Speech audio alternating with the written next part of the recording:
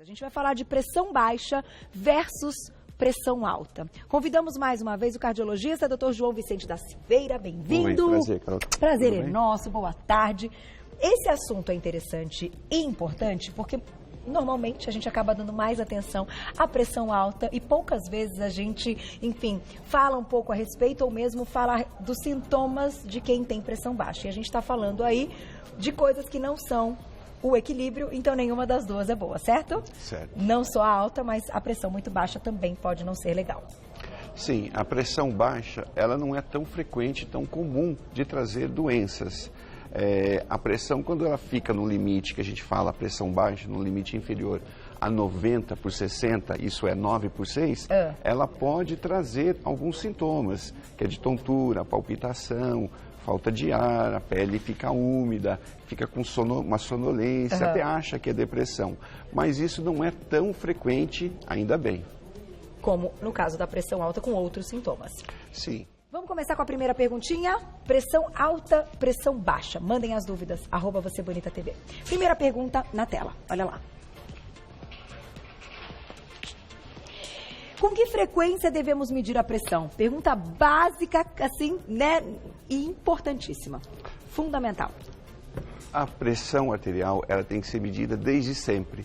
Desde criança, porque hoje a gente já tem como os aparelhos que se adaptam no braço das crianças. Então, quanto mais cedo essa pessoa for examinada por um médico, mais facilmente vai descobrir o valor e se tiver alguma alteração na pressão, vai ser mais fácil tratar, Carol. O quanto antes. Mas, de fato, a partir de que idade ou quando a gente deve começar a se preocupar e ter aí uma frequência para medir a pressão? Sim, como eu falei desde sempre, uma vez, pelo menos, por ano, é importante que se afira a pressão. Então, na parte da juventude, o paciente que tem 18, 17 anos, já é importante ele passar no médico e aferir a sua pressão, porque tem muitas pessoas que têm pressão de origem genética, familiar. Então, quanto mais cedo a gente examinar, vai poder diagnosticar um possível tratamento. Era exatamente isso que eu ia te perguntar nesse momento. Até para a gente medir, pode medir em mim, até, né, para a gente mostrar como se faz isso de forma correta. Quando a gente fala de pressão alta, a gente também está falando de uma predisposição, então, que está ligada, sim, a algo familiar, genético, né? Sim. E que outros fatores, né? 90% da pressão alta é de origem familiar, genética, hereditária, mas existe uma porcentagem pequena que é de origem, uma causa secundária. Essa pressão tem uma origem que pode ser no rim, que pode ser na artéria aorta, ou mesmo uma má formação genética que ela tem no coração que predispõe ao início da pressão alta. E que, se feito direitinho, quando criança é diagnosticado, né? Sim, quanto mais cedo, hoje a gente orienta os pediatras já fazerem esse exame físico na criança e também que inclui a verificação da pressão arterial. Vamos medir então, doutor? Como que a gente tem uns aparelhinhos que são utilizados, que podem ser utilizados em casa e tem aí os que são de uso profissional. De qualquer forma, o que é importante? Porque falam várias coisas, relatam, né? Que a gente tem que ficar parado, tem que ficar reto, tem que manter uma distância. Tudo isso é verdade? Tá. Existe uma técnica, né? Uma técnica correta de se aferir a pressão. A pressão, ela precisa ser avaliada em 3 situações. Em pé, deitada e sentada, e em várias situações. Não é só uma primeira verificação que a gente faz o diagnóstico de hipertensão.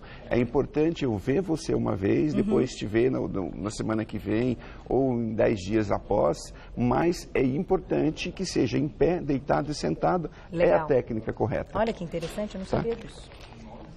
Então, vamos ver a pressão. Vamos lá. Fica aqui, por favor. Tô no ar, né? Vamos ver se vai dar alguma alteração. Eu normalmente tenho pressão baixinha. Só lembro que quando eu fui pro centro obstétrico para ter nenê, que o negócio deu uma disparada. Normal, né, doutor? Tem ocasiões que podem mudar. Tem hipertensão do jaleco branco, né? A hipertensão do jaleco branco também.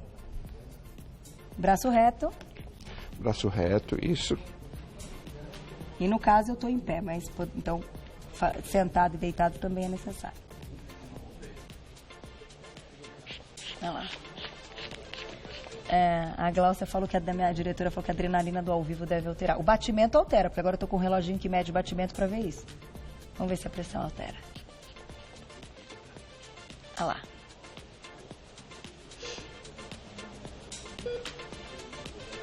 Tu.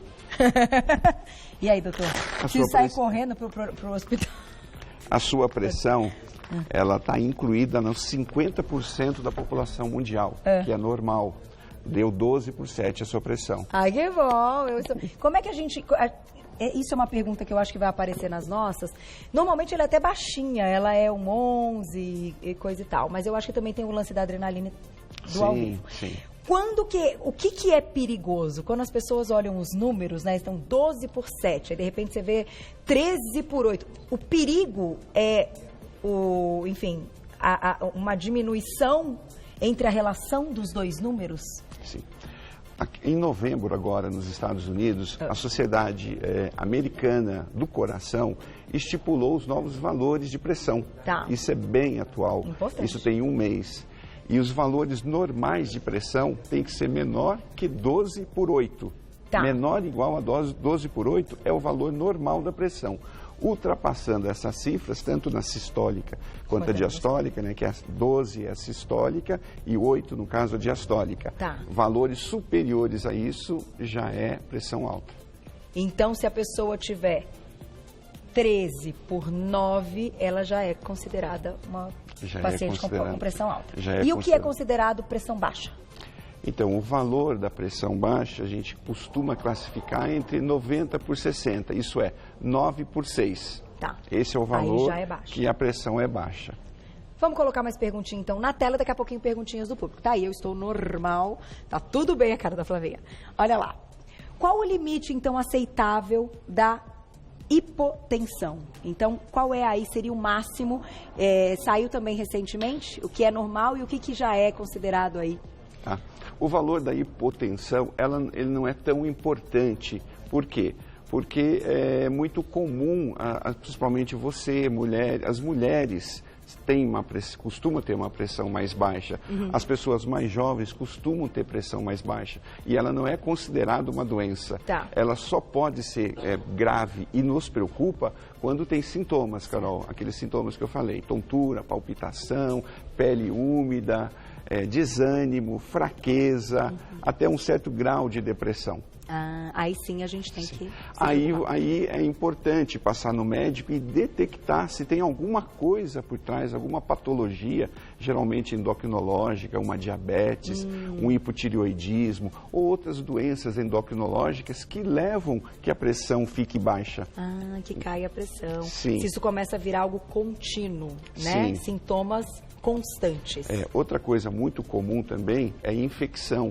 Os idosos, as mulheres idosas acabam tendo infecção urinária, que elas não sentem aquela infecção, que é uma infecção a gente chama assintomática. Só que essa infecção vai progredindo, vai aumentando, vai crescendo e a pressão vai abaixando. E o paciente não sabe o que está acontecendo, começa a ter uma queda, tontura, aí começa a ter desânimo, fica na cama, está com depressão. Não está com depressão, está com uma infecção urinária muito grande. Olha. E essa infecção faz com que a pressão abaixe. Olha que interessante. É importante, muito interessante. Olha, um monte de gente vai se identificar. Mandem perguntinhas. Essa próxima também é importante. Olha lá, na tela. O calor faz a pressão cair? Como é essa época do ano? O que aparece no verão? Sim, a pressão, a gente afere a pressão através dos vasos, né? Que são as artérias. E tem as veias também. E quando chega o calor, essa temperatura aumentada, as pessoas vão para a praia, ficam no clube ou mesmo vão na sauna, ocorre uma dilatação das artérias. A artéria dilata, a pressão cai. E se a pressão cai, aí pode ter uma síncope, né, um desmaio, cair, bater a cabeça. Então, no verão é importante, principalmente os idosos também, que já tem uma perda de água muito grande e com esse calor perde-se mais água. Puxa. E a pressão cai mesmo. E olha, gente, então não é mito. Não, é não verdade. É mito, é no verdade. verão a pressão, e por isso que tem que se hidratar mais. Aliás, essa perguntinha também é boa, ó. Vamos ver se de fato é isso que a gente tem que fazer. Na tela. Colocar sal embaixo da língua combate a pressão baixa? Na verdade, sim. Não deve ser feito isso com uma frequência. Agora, quando a pressão cai e tem aqueles sintomas de tontura que a gente já falou, que ele pode correr o risco de ter uma queda, cair, bater a cabeça, então é importante que se use sim alguma substância que aumente a pressão. Tá. No caso, sal, azeitona, mas não deve ser feito isso com uma regularidade, porque precisa só nessa fase de emergência, nessa fase aguda, pode tratar com o sal debaixo da língua, mas não deve. Não deve, não pode, isso não pode virar constante. Não deve. Vamos aproveitar o momento, a gente foi ouvir um endócrino, o Dr. Renato Zilli. Ele falou a respeito da alimentação também ligada, pressão alta, pressão baixa. Vamos ouvir o que ele disse na tela. Bom dia, Carol. Aqui Renato, endocrinologista. Então, a pressão baixa é quando a pressão está abaixo de 9/6. Isso pode ser uma coisa normal, a pessoa pode não ter sintomas, mas se ela tem sintomas é importante investigar, né? Procurar um médico e entender por que a pressão está baixa e ela tem esses sintomas. O que ajuda a pessoa a baixar sua pressão naturalmente? Então, todos os alimentos ricos em potássio e magnésio, eles ajudam a controlar a pressão e ter uma pressão melhor, mais saudável. Quais seriam esses alimentos?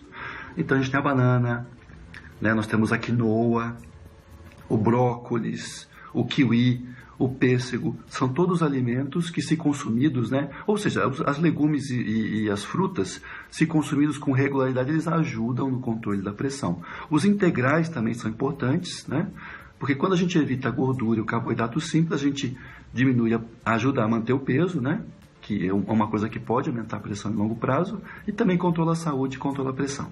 Era isso. Tá aí, obrigada, doutor Renato Zilli. O site doutorzilli.com.br, para quem quiser mais informações. Obrigada pelas palavras. E a minha pergunta é a seguinte, antes até da gente dar sequência. Falar dessa parte da alimentação e de hábitos, que é uma coisa recorrente que a gente fala muito, da última vez que você esteve aqui, a gente falou da atividade física, da prática. Agora, fato é, você comentou quando tirou a minha pressão que eu estou no 50% da população. Hoje, então, a gente pode dizer que 50% tem pressão alta e 50% tem pressão normal, como hoje é visto, porque parece um problema seríssimo e ele entra naquele problema da síndrome metabólica, né? É um dos itens da síndrome metabólica. É um dos itens. A pressão, em novembro, nos Estados Unidos, a Sociedade Americana estipulou os novos valores. E através desses novos valores, nós podemos fazer uma classificação dos Estados Unidos, que eles seguem bastante os números, os pacientes são bem avaliados. Então, a gente transfere um pouquinho isso para o mundo todo. Que a população americana, 50% está com os valores acima de 12/8. Então, isso configura hipertensão. E nós não podemos esquecer que a pressão alta é o que deflagra os problemas do coração. A angina, ao infarto, ao coração que cresce, que dilata, que enfraquece. Tudo isso é a pressão que pode ser o fator que iniciou tudo. E as pessoas não sentem que estão com pressão alta. A pressão, ela é assintomática, ela é silenciosa. Aí quando ele vai descobrir, já teve um estrago muito grande, Carol. E normalmente, enfim, aí você pode até dizer, as pessoas precisam do uso da medicação e que é algo para sempre. Sim. Não existe cura nesse sentido, existe um controle e que muitas vezes o paciente se sente bem, para de tomar o remédio, isso é perigoso. Sim, a pressão alta, ela não tem uma cura, tem um controle medicamentoso. E esse controle medicamentoso, quando não a mudança do estilo de vida, que nós já falamos várias vezes. É importante manter o peso é muito importante, o nível de açúcar no sangue, que leva a síndrome metabólica, hábitos ruins que ajudam a pressão a subir, que é tabagismo, isso tudo são fatores que contribuem. Então é muito importante passar no seu médico pelo menos uma vez por ano, se aferir a pressão e ver que aquele medicamento está sendo adequado. Porque quando a gente vai envelhecendo, a pressão tende a aumentar. E as pessoas não vão no médico. Eu estou tomando um remédio e eu estou muito bem. Entendi. Sendo que a pressão está aumentando. A dose muitas vezes tem que aumentar também. Sim, a dose tem que aumentar, a potência do remédio e até associar outro medicamento. Então é importantíssimo, pelo menos 2 vezes, ele ir no médico ao ano e aferir a pressão. Tá aí. Vamos começar com perguntinhas do público? Não, a gente tem mais uma aqui, né, de consultório e depois vamos abrir para o público na tela, olha lá.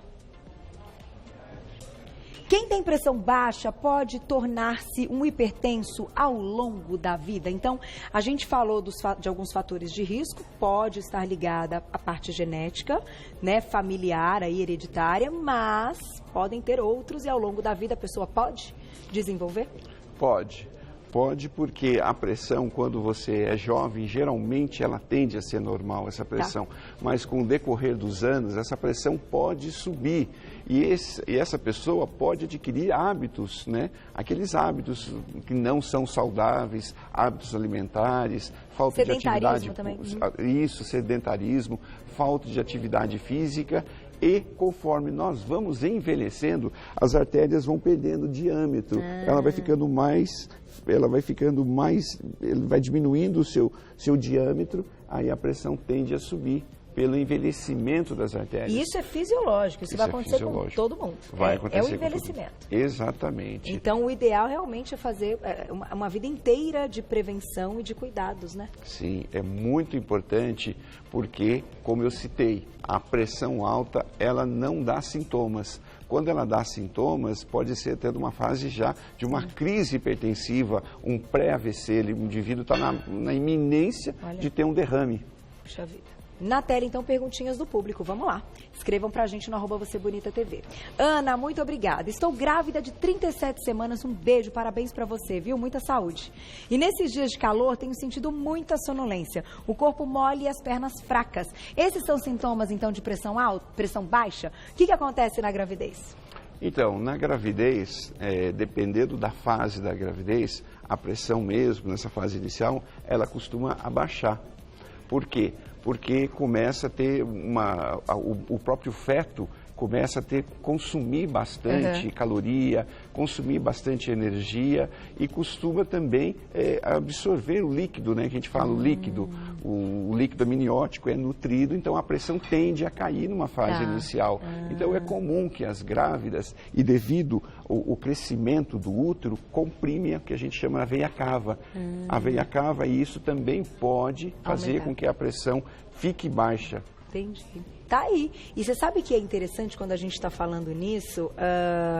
É um período aí de muito controle, né? Que as meninas, as grávidas precisam estar atentas, inclusive aos batimentos do bebê. Tanta coisa que a gente tem que prestar atenção. E às vezes num momento como esse a pessoa está sozinha e sente essa sonolência, sente essa fraqueza e se desespera, acha que está acontecendo alguma coisa com a gravidez. Então é bom a gente comentar que isso é algo normal, mas que o ideal já nesse finalzinho de gravidez não é ficar muito sozinha, né, doutor? Sim. É ter sempre alguém por perto, não é? Isso não é uma recomendação médica, eu me lembro que eu tinha essa recomendação. O ideal é ter sempre alguém por perto. Vamos lá. Mais uma perguntinha. Ana, tudo de bom, viu? Boa hora pra você. Na tela, quem escreveu pra gente? Nadine, um beijo. Consigo tratar a hipertensão com alimentação ou só com remédio, se for diagnosticado? Uma vez feito o diagnóstico de pressão alta, é necessário o uso do medicamento. A atividade física, a mudança do estilo de vida ajuda com que a pressão ela não se eleva mais. Mas quando tem pressão alta, é necessário tomar os medicamentos de uso diário. E tem relação quando a gente fala assim de colesterol alto, pressão alta, são coisas que estão relacionadas ou um indivíduo pode ter uma e não apresentar outra? É muito inteligente a sua pergunta.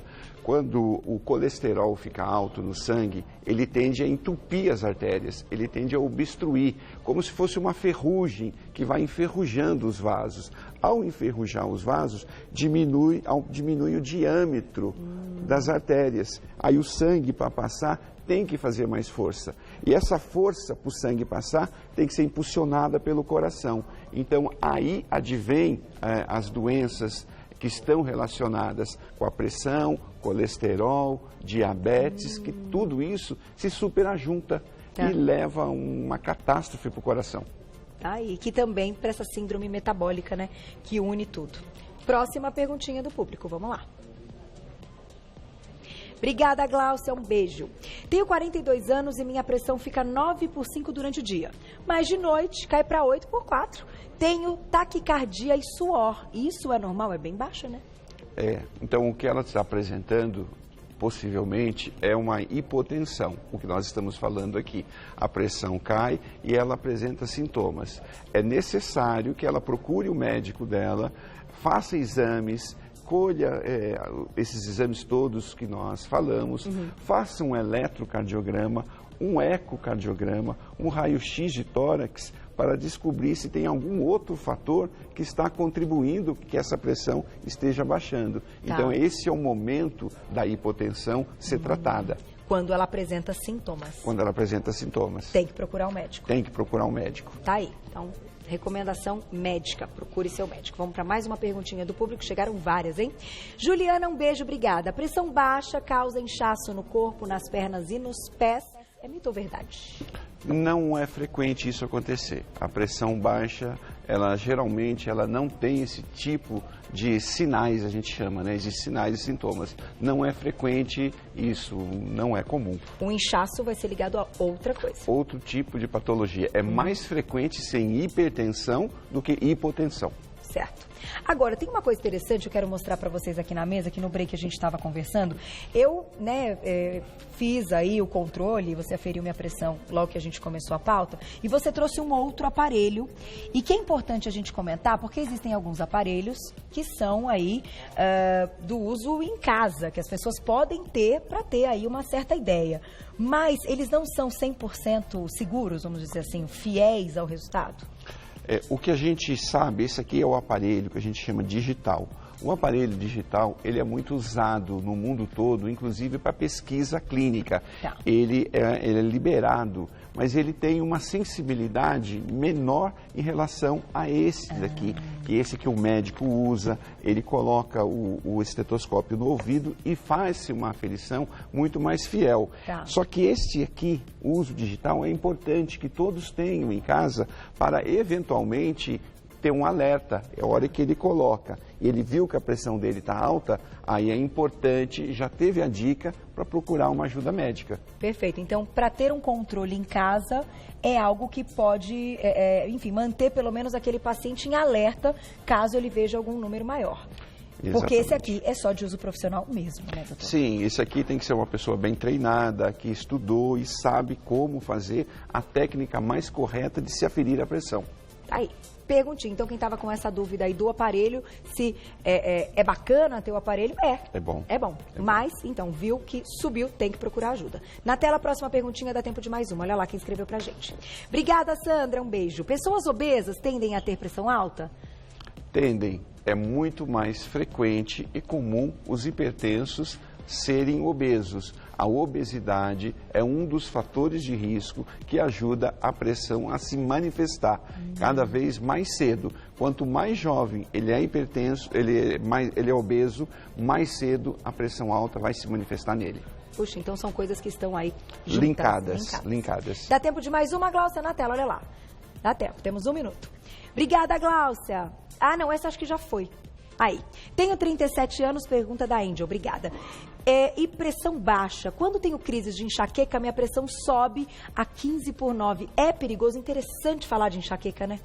Sim, todo o processo de dor, a gente chama um processo álgico, um dedo que bate, uma dor de cabeça, uma enxaqueca, dor de dente, a pressão sobe. Então, é importante tratar a base. A base é a enxaqueca.